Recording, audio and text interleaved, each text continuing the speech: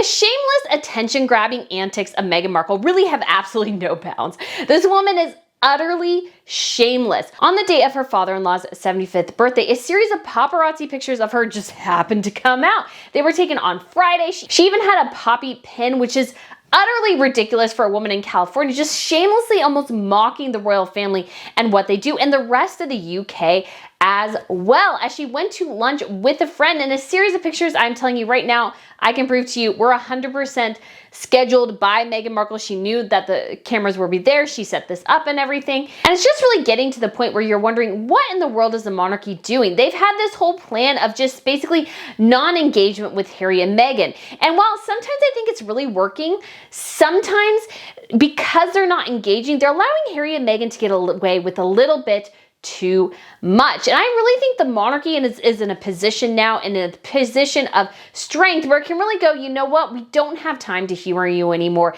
So we are going to go ahead and really sever the ties in a more permanent fashion, at least when it comes to the royal side. So I'm going to tell you how I think the royal family should do this and why I think they might be even living still in a little bit too much fear of Harry and Meghan. But if you guys haven't been to Royal News Network before, my name is Brittany and I provide you all good, compelling royal commentary about the latest news and the drama. I also have a newsletter, a fashion channel related to royals. I also have a membership, so if you're interested in any of that, feel free to hit the link down below. And also, if you like my jewelry, like in particular my earrings, I also have links to that down below as well. And if you use my link and a code, you can save 20% on Ana Lucia diamonds. They are lab created diamonds, and I do absolutely love all the pieces that I have, and I'm getting more soon, and I cannot wait. And there's some really fantastic price points for some very, very classy, elegant, timeless pieces. So if you're interested in that, again, all the links for everything are down below. And before obviously we get into this absolute craziness, we do have Catherine. She did a Shaping Us symposium. So go ahead and take a listen to a little bit of her speech here. Good morning, everyone. And thank you, Christian, and everyone for being here today. People often ask me why I focus my time on early childhood. Well, the answer is because I care deeply about making a positive difference in helping the most vulnerable and supporting those who are most in need. We must do more than simply meet the short-term needs of these individuals.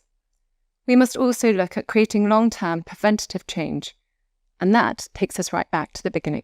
Nurturing skills that enable us to know ourselves, manage our emotions, focus our thoughts, communicate with others, foster positive relationships, and explore the world are just as valuable to our long-term success as reading, writing, or arithmetic. To rebalance and restore calls for new thinking and action at every level. Because the future of our children is something we all build together, through the actions each and every one of us takes every day. Because if we can create a society which sees the child in every adult, and the adult within every child, we will finally start to change it for the better. Thank you. I think Catherine's becoming really a powerhouse in this area, and I think it's fantastic to see this campaign grow and grow and to see it continue on. Obviously, they announced the launch of it last year, very early last year. It's good to see how they're adding new things, how they're changing things up. I think that's incredibly important. We also had the conclusion of the Earthshot Prize, and apparently there were actually like 5 winners. I think that's a change from the first year when there was only 1. So now we have 5. Each of them are getting $1 million prize. So that is a lot of money going through the Royal Foundation of the Prince and Princess of Wales. And I think that's so exciting to see. And obviously we did have Charles's 75th birthday. He opened a coronation food project, which he's hoping can help reach out to families and those in need and really can distribute food in a better, more productive way so that nobody goes hungry. I think that is a fantastic plan and a great way to continue the legacy of his coronation going forward. And so that is how he spent his 75th birthday. And he also went to Highgrove, that is his country place that he purchased many, many years ago. And so they had a 75th birthday party for him there. But there was also an official royal 75th birthday party at Clarence House. And so seemingly most of the royals came and were in attendance. And we did have obviously some arrivals. We saw Catherine and William, we saw the Earl of Snowdon, we saw Sarah Chateau, we saw Princess Beatrice. So we saw some of the royals, and Zara Tindall and her husband Mike, they also attended. But we didn't see everyone. Some people live in St. James's, so it's easier for them to get over there. But I imagine most of the royals were there. And it is a very different birthday for Charles. And I've got to say, I do feel exceptionally bad for him, because when I was thinking about his birthday this year, I noticed that when he turned 70, we got this fantastic picture of his whole family. So we got him and Camilla and William and Harry and their wives and children. I think that was fantastic. But of course this year, because they're placating to Harry and Meghan, of course, is that they have to release just a picture of Charles. And I think that's just an absolute shame. I don't even think the poor man has a photo of all his kids and grandkids together. I mean, how pathetic is that? And that's not anything on Charles. It's not anything on William. That is entirely a Harry and Meghan issue. They are the ones causing the problems. And we see this just on full display with Meghan Markle's paparazzi stroll. So she was in Montecito with a friend, and this friend tragically lost one of her children last year. And I will say, and I mentioned this at the time, and I still think it's true, that it's odd because their friend is obviously very wealthy. And apparently they were on GoFundMe asking for money after their child had died, which I thought was really weird, because I was like, well, I think you have enough money, and it's not like you lost a spouse and so you lost a source of income. I don't understand quite why you're asking people for money. It's just a little odd, just a little odd. But they went to lunch, and I'm not sure exactly where they went to lunch, but I don't really think it matters. What I think matters here is that Meghan Markle entirely set up this event to get paparazzi shots. She's clearly looking at the camera at points and trying to be sort of coy. You can see it, going, she's so excited, and she's, trying to be so happy and everything. But I think that the real key thing here for this paparazzi stroll is the stinking poppy pin. This woman has the gall to wear a poppy pin on a lunch date. And I think how Meghan Markle has treated Veterans Day and just the overall aspect of Artemis Day in the UK, where they do all wear poppies in early November to remember those who had died in World War I. But when Meghan Markle does it, it's an absolute farce. She doesn't give two craps about wearing that pin. It's not about that pin. It's about trying to make people remember, hey, I am royal. Don't you dare forget that. I'm going to wear a pin, even though she only went to one Remembrance Sunday, maybe two, I think just one. And she didn't really do anything else regarding that except for the Invictus Games. And there's some interesting news about that too that's come out. But no, oh no, she's gonna go ahead and wear a pin. And to me, wearing that pin signals utterly and completely that this was entirely a setup. Meghan Markle knew exactly where the camera guy would be, exactly what he was gonna capture, and that's why she wore the pin. No other reason. I don't think she goes out and wears a pin all the time during those days. I think she just does it because, well, Harry did it, and oh my gosh, well, we're royal, and so royals do it, so we have to do it. It has nothing to do with the actual day, remembering the veterans, remembering those who served, especially in World War I, where that is a key part of British history, is how many men died in World War I. It was more devastating, actually, in many ways than World War II. In the United States, obviously, we're a bit of the inverse because we had so many more troops die in World War II than World War I, because we entered the war very late in 1917, and the war ended in 1918. And so our just experiences were different. And so this idea that Meghan Markle is going in there and going to lunch going, I got a pin. Look, I'm remembering our veterans. I was like, well, you didn't remember the veterans when you went to a Lion King premiere instead of going to a Royal Marines funeral service. You didn't seem to care then. And I don't think she cares now, but she cares about the connection to the monarchy, because Meghan Markle is all about making money off the monarchy. And we still see this even in those people who are attached to her. And right now that is Omid Scobie. So People magazine has released some new clips from Omid Scobie's book, Endgame, because he has to make it all dramatic, because it's the endgame of the monarchy. Because they did not love Meghan Markle, the monarchy will not survive without her. That is basically her premise. That was the premise in the reality TV show. I think it's the premise in Omid Scobie's book, is that without somebody like Meghan Markle, or more particularly Meghan Markle herself, the monarchy is doomed. It's doomed. And it was so funny. People was like, oh, we got these exclusive excerpts from Omid about this. And I was reading through them, and one of them was about Harry and Meghan basically whining that they weren't given that much information regarding Queen Elizabeth's death. And I'm sitting there thinking, I was like, you two morons know that you were filming a reality TV TV show at the time, and they knew you were filming a reality TV show at the time. You had gone on Oprah spilling all this dirty laundry. They knew you had a book coming out. They knew all these things. And you wonder why they didn't want you in an intimate moment when the change of power occurs, Queen Elizabeth dies, and you're stumped why Meghan wasn't invited to Balmoral, and you're just shocked that they weren't giving you all the information that you wanted. I mean, the biggest revelation in these clips that were supposedly like exclusive and like new was that Harry had to pay like $37,000 for a private jet. And I was like, well, I have no sympathy for you, bud, because you spend money flying around with private jets all the time. Why does the monarchy have to drag your sorry behind up there and back? Especially when you are going to be there and you are going to make it all about yourself. Because in reading through that excerpt, all that came across is that Harry and Meghan are brats who whine and complain when they don't get their way. It's just so incredibly evident. These people are totally self-consumed. And when you read through them too, it becomes apparent that Harry has this weird, warped version of what his family should be. And while, again, the royal family is probably not like a normal family in a lot of ways, I do feel like they probably operate very similar to families that own large corporations or companies, is that there is a little bit of infighting. Of course there is. There is a little bit of machinations because people are jockeying for power.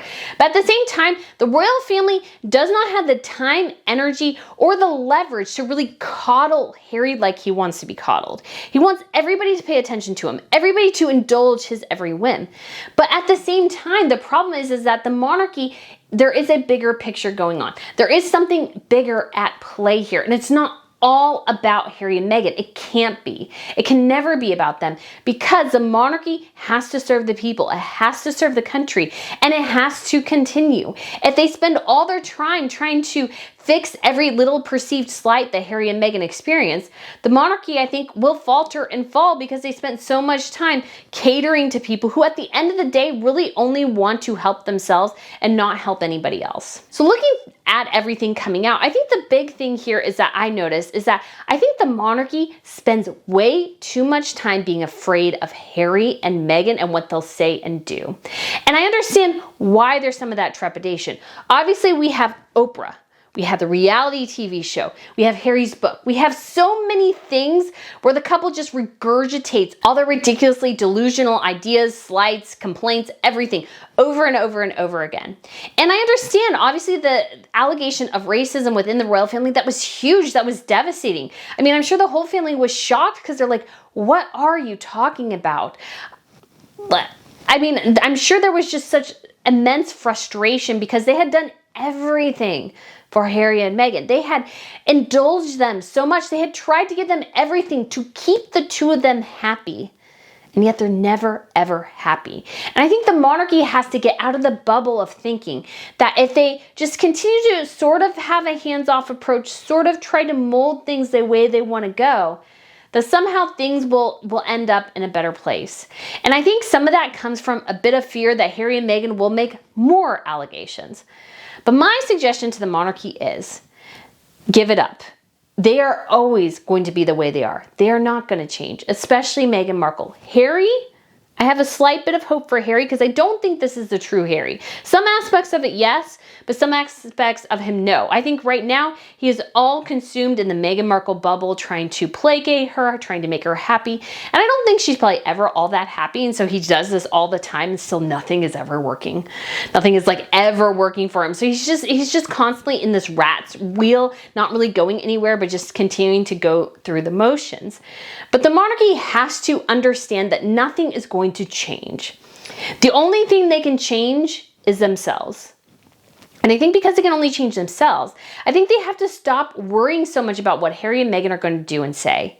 And I think they also, more particularly, need to cut the purse strings, as you will. I think they need to officially slam the door shut. Make it clear that when Meghan Markle parades around in a poppy, she's not representing anything but herself and her own version of cosplay royalty. That is all she's doing.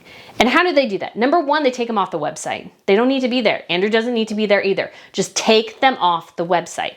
I think the monarchy, again, in this thing of trying to play all sides here, or trying to help massage everything with Harry and Meghan. They leave the door open for Harry and Meghan to push and kind of make their own agenda at the same time, while also piggybacking off the monarchy's lack of clarity about their roles. Because I think sometimes government officials are just sort of confused, because yes, they know Harry and Meghan don't represent the monarchy, yet at the same time, they're calling themselves the Duke and Duchess of Sussex. They're still on the website, regardless of whether or not it says, yes, they have left. They're still, their biographies are still there. And I'm like, why? Meghan Markle was there 18 months. Why is she on the website? There's no particular reason. All you need to do is add maybe a blurb to Charles saying he has another son, but you know what? Harry's left, and so he's just gonna have to suck that up and just go from there, because this weird thing again of them being there and not there is just not working anymore. And I understand the monarchy wants to give Harry an avenue in, but I wonder too if it'll really dawn on him how much things have changed if they slam that door shut and go, no, there's not a way back right now. And there will never be a way back with the two of you, because I think Meghan in her mind still thinks she can do this half in, half out thing, because that's essentially what they replicate all the time, is their version of royalty. And I think the problem is it dilutes the overall brand of the royal family, because it's so confusing about what role Harry and Meghan play. They're here, there, everywhere. They're calling themselves the Duke and Duchess of Sussex. They're seemingly to do royal duties. They're connecting to the military. Again, it's all this very convoluted mess that the royal family has let lay about a little bit too long. So like I said, number one, take them off the website. Number two, figure out how to remove titles from Archie and Lily, because they don't need them. Meghan Markle is never ever going to come back to the royal family if she can't be the queen. Doesn't matter if her title's the queen, she wants to be treated as a queen. And the royal family can't do that, obviously. So what do they need to do? They need to figure out how to eliminate those titles for those kids, because they don't need them. And what they're going to continue to do is call themselves, well, I'm Prince Archie of Sussex, and Princess Lilibet is going, I can go Princess Lilibet of Sussex. And again, it confuses people. What do they represent? Are they royals? Are they not royals? We're confused. And so I think the royal family, what they need to do is, and I've advocated for this several times, is take the Swedish route. The Swedish route says to stay in the line of succession and to retain your titles, you must be educated in a Swedish school and live in Sweden. That's why Princess Madeleine and her family are going back to Sweden after living in the United States for about 5 years, is that they want those titles for their kids, because I think, you know, they deserve them. And you obviously see the difference too. I think this is very interesting, is that Princess Madeleine, she's not going to the Nobel Prize ceremony this year, which is such a shame. It's the Nobel Prize ceremony. I think I'll do a live stream on it on my main channel. It is like the big tiara event in Sweden. They have it every year in December. It's when they pass out the Nobel Prizes. They actually did a final episode of The Big Bang Theory at the Nobel Prizes. And I was like so hoping they would like get Princess Madeleine to make a cameo, because I just thought that would be so cool. Of course they didn't. But that is where they pass out the Nobel Prizes. The Peace Prize is given out in Norway. The other prizes are given out in Sweden. Madeleine's not going this year, but she was invited to Washington, D.C. to attend a Swedish embassy event regarding the Nobels. And why was she allowed to go? Well, A, she's on good form with her family. She does events when she's asked, but not, you know, pushing to do events. And so she has her kind of half in, half out thing, but it works because she is always working on behalf of the monarchy. She's not really advocating for herself that much. But Harry and Meghan can't seem to do that. They always seem to want to push themselves. And I think it makes sense for her children to retain their titles as long as they're on good form with the family, that things are going well. I think that's fine. And they have been stripped of some of their privileges, particularly the His and Her Royal Highness. So they had an HRH. Those have been stripped from her children. So they'll still be a prince and princess. They still have a dukedom, actually. Dukedoms are less important in Sweden than they are compared to the United Kingdom. And so they got those, I think, at their christening, if I remember correctly. And so because of all this, I think it makes sense for Madeleine to have this half in, half out thing that she wanted, because she actually worked for it, and she's going back to Sweden, where she'll still work probably a bit more for the monarchy, but she's not going to be a full-time working royal like her sister. She's married to a man named Christopher O'Neill. He has a business. He does very well. I think their house is selling for like $7 million. And so they've done exceptionally well. So she doesn't need to push her own agenda. She's just going to hang out there in Sweden and do events like she wants to do. Harry and Meghan can't do that. And their children, I think, are going to be an even bigger problem down the line, especially if Meghan Markle's really pushing them maybe into show business and different things. That is all going to taint the brand of the monarchy. And that's what Harry and Meghan have done. The monarchy is a brand. I know some people don't agree with that, but it is. And in order to keep the monarchy brand the way you want it to be, representing Charles, eventually William and George, then you need to curtail negative influences, outside issues. That's what you need to do. And Harry and Meghan are that. They are loose cannons, and you need to let them be loose cannons in a way because they constantly sink themselves. So let them sink themselves while you do the things over here that make you stronger. The other thing, obviously, as well, and I think this does need to come, is eliminating the Duke and Duchess of Sussex title. They don't need it. And tell them you can't use that. Meghan can be Princess Harry, but that's it. And I know some people are like, well, wait. Or maybe the Earl and Countess of Dumbarton. That would actually be, somebody suggested that once, that would actually be very clever. But I think you need to eliminate those titles because, again, when they say they're the Duke and Duchess of Sussex, there is power and authority behind that they don't actually have anymore. They don't actually have any of that because they're not royals anymore. They're not working royals. They're basically rogue elements. And so to have that title still, it's like me leaving the job and still saying, yeah, this is my position at such and such. I don't have that job. Why am I saying I still have a position there? And Harry and Meghan aren't going to do it because you can't reason with crazy. And Harry and Meghan have a little bit of that aspect to them. So they're not people you can reason with. They're going to do whatever they want to do to suit themselves, especially Meghan. And again, that's what that Paparazzi Stroll and Montecito was all about. Meghan asserting herself, saying, I am still here, I am royal, and oh yeah, me and Harry, oh, of course we're not going to Charles's birthday. We were invited, and we're better, and so we're just gonna hang out in Montecito. That is who she is.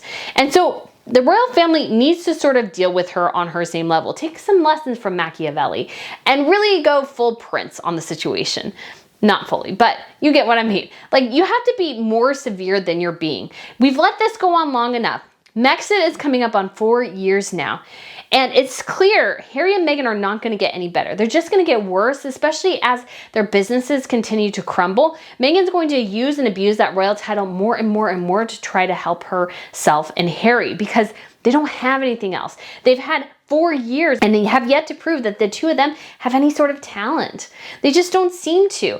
Meghan can still be an influencer, sure. I mean, I think that's always been really her good level. But overall, I think Harry and Meghan are just driving themselves into the ground. And I think sometimes the royal family is too lenient in this situation. They need to stop living in fear of that Harry and Meghan will complain about racism, misogyny, classism, whatever they're going to complain about, because they're always going to complain about that. That's not ever going to change. The only thing that the monarchy can change is itself. And I think Charles needs to recognize that, yes, give Harry a route back privately, but trying to let him have this sort of hope and Meghan have this hope that somehow there's a way back royally, I think is a mistake. I think it's a mistake Charles needs to deal with because I think right now, I think William is willing to do the hard work in this situation, but Charles definitely not. And I think Charles needs to step up and be king here when it comes to his son. So guys, let me know what you think of this video. Thank you so much for watching and I look forward to seeing you again soon. Bye.